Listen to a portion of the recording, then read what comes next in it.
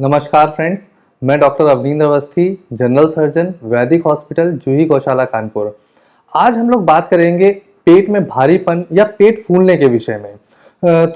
Normally जब patient हमारी clinic में अप्रोच करता है तो हर पेशेंट जो पेट का पेशेंट होता है उसको मोस्टली पेशेंट्स को ये कंप्लेंट रहती है कि डॉक्टर साहब मेरा पेट फूल रहा है, मुझको पेट में भारीपन है, मुझे पेट के ऊपरी हिस्से में मीठा मीठा सा दर्द है, मुझको ऊपर की ओर डकारें बहुत आ रही हैं या फिर डकारों के साथ कभी कभी खाना भी आ रहा है।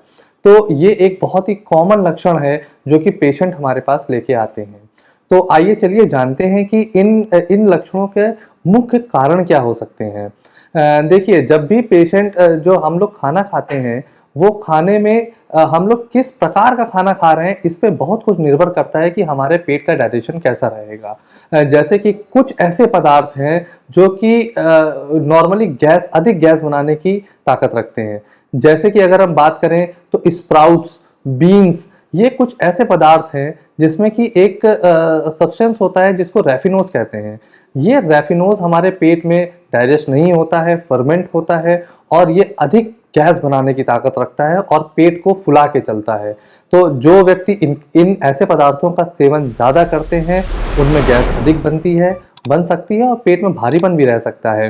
कुछ व्यक्ति लैक्टोज इंटॉलरेंट होते हैं। लैक्टोज इंटॉलरेंस में जो लोग अधिक मिल्क या डेयरी प्रोडक्ट्स का यूज़ करते हैं, ऐसे लोगों में अधिक गैस बनना या फिर अधिक पेट में भारीपन आना या फिर ऊपर की ओर डकारे आना, ऐसे लक्षण आ सकते हैं। अगर हम आगे बात करें तो कुछ डे टू डे लाइफ में ऐसे चीज़ें हैं जो कि हम लोग कंज्यूम करते हैं जिससे कि अधिक गैस बनती है। जैसे कि उड़द की दाल, छोले, राजमे, चने, मटर, ये सब कुछ ऐसी चीज़ें हैं जिससे जो अधिक गैस बनाने की ताकत रखते हैं और हम लोग डे टू डे लाइफ में कंज्यूम करते हैं जिससे कि पेशेंट को गैस अधिक बनती है। तो अगर हम आगे बात करें तो अगर हम ड्रिंक्स के लिए देखें तो कुछ कार्बोनेटेड ड्रिंक्स ऐसी हैं जो कि हम लोग बहुत अधिक यूज़ करते हैं, डे टू डे लाइफ में यूज़ करते हैं और बहुत ज़्यादा फ्रीक्वेंसी में यूज़ करते हैं, जिसकी वजह से हम लोग को अधिक गैस बनती है। अगर हम उदाहरण के रूप में लें तो कार्बोनेटेड ड्रिंक्स में सोडा, बियर, कोल्ड ड्रिंक्स, ये हम लोग बहुत अधिक मात्रा में यूज़ करते हैं। इसकी वजह से पेशेंट को बहुत अधिक गैस बनती है। ये गैस अगर हमारे स्टमक लेवल तक रहती है तब तो ये डकारों के रूप में एक तरह से निकल सकती है, लेकिन अगर ये इंटेस्टाइन में आ जाती है, अंदर ट्रैप्ड हो जाती है, तो ये फिर पेट को फुला के चलती है और पेट में भारीपन लाती है। अब अगर हम आगे बात करते हैं कि और कारण क्या हो सकते हैं, तो हम देखें कि अगर हमें खाने की स्पीड पे बहुत कुछ निर्भर करता है कि हम खाना कितनी स्पीड में खाते हैं, कितनी जल्दी खाते हैं। अगर हम लोग खाना बहुत ही तेज़ी से खाते हैं तो हमारे पेट में बहुत अधिक हम लोग गैस, हवा को अंदर कंज्यूम करते हैं मुंह से, जिसकी वजह से पेट में भारीपन आता है, पेट फूलता है। और अगर हम लोग खाना और तेज़ी से खाते हैं, जल्दी जल्दी खाते हैं, तो इससे हमारे पेट में एक सैटिस्फैक्टरी सिग्नल होता है जो कि ब्रेन तक पहुंचता है कि हमारे पेट भर चुका है, हमारे पेट में अब खाने की जगह नहीं है। लेकिन अगर हम लोग खाना जल्दी जल्दी खाते हैं तो ये सैटिस्फैक्टरी सिग्नल बहुत लेट पहुंचता है, तब तक बहुत ही ज़्यादा मात्रा में खाना कंज्यूम हो चुका होता है।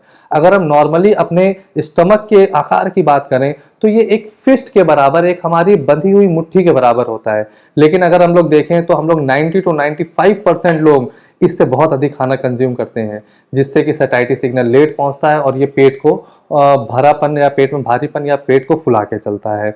अब आगे अगर हम बात करें तो कुछ बीमारियां आती हैं जिन बीमारियों में ये लक्षण आ सकते हैं। जैसे कि एक प्रकार की बीमारी रहती है जिसको कहते हैं small intestinal bacterial overgrowth, SIBO नाम से भी ये जानी जाती है।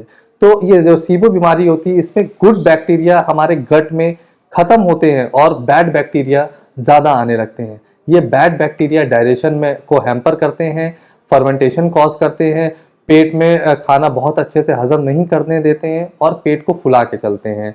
आगे अगर हम बात करें कि कुछ डिजीजेस के बारे में, तो कुछ डिजीजेस ऐसी हैं जो कि पेट को फुलाना, पेट में भारीपन, पेट में मीठा दर्द, इन सब लक्षणों को लेके चलती हैं। जैसे कि अगर हम बात करें कि आईबीएस, इरिटेबल बाउल सिंड्रोम, या फिर अल्सरेटिव कोलाइटिस, क्रॉन्स डिजीज, ये सब कुछ ऐसी बीमारियां हैं जो कि ये लक्षण लेके चलती हैं। आगे अगर हम कुछ बीमारियों की बात करें तो इंटेस्टिनल ऑब्स्ट्रक्शन, जिसमें कि हमारी छोटी आंत या बड़ी आंत में किसी भी प्रकार की रुकावट आ सकती है।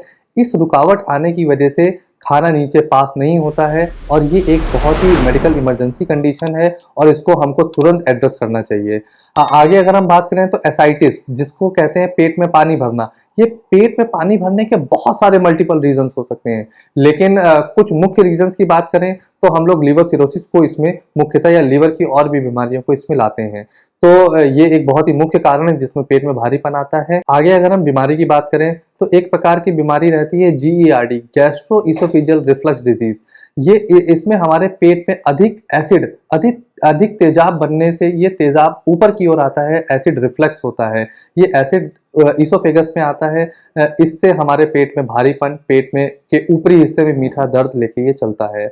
कभी कभी ये ऐसा भी देखा गया है कि एक एंजाइटी या डिप्रेशन के पेशेंट को के गट ब्रेन एक्सिस डिस्टर्ब होने के कारण पेट में भारीपन या पेट फूलने के लक्षण भी आते हैं।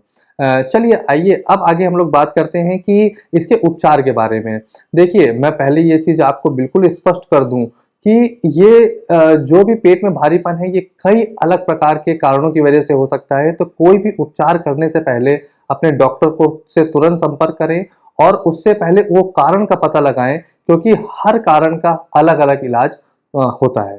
तो चलिए आइए अब देखते हैं कि क्या इसके उपचार, कुछ कॉमन उपचार क्या हो सकते हैं। पहले तो हम देखें अगर ड्रग्स के बारे में, तो एक प्रकार के प्रोटॉन पंप इनहिबिटर्स हैं, PPIs हैं। ये PPIs हमारे पेट में एसिड की मात्रा को नीचे की ओर लाते हैं, GERD में काफ़ी हेल्पफुल होते हैं और ये हमें पेट में भारीपन को कम करने की ताकत रखते हैं। कुछ उदाहरण के रूप में अगर हम लें तो ओमेप्राजोल, पेंटाप्राजोल, लैंसोप्राजोल, रेबेप्राजोल, एसओमेप्राजोल, इस तरह के कुछ ड्रग्स हैं जो कि PPIs की कैटेगरी में आते हैं।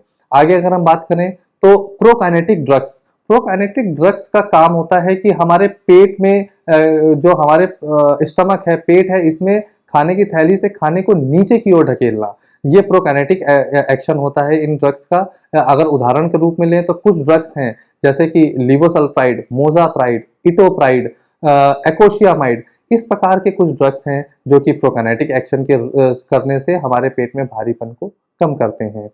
अब आगे अगर हम बात करें तो कुछ एंजाइम्स इसमें बहुत हेल्पफुल होते हैं, जैसे कि पेप्सिन, फंगल डायस्टेज, कुछ इस तरह के एंजाइम्स हैं जो कि हमारे बॉडी में डाइजेशन को बहुत इम्प्रूव करते हैं और ये पेट में अगर सीबो या स्मॉल इंटेस्टिनल बैक्टीरियल ओवरग्रोथ की वजह से हमारी बॉडी में ऐसा कुछ पेट में भारीपन आ रहा है तो उसको कम करने की ताकत रखते हैं। अगर हम आगे फर्दर ड्रग्स की बात करें तो कुछ एक कैटेगरी के, एक प्रकार के ड्रग्स होते हैं जिनको हम लोग प्रोबायोटिक्स कहते हैं।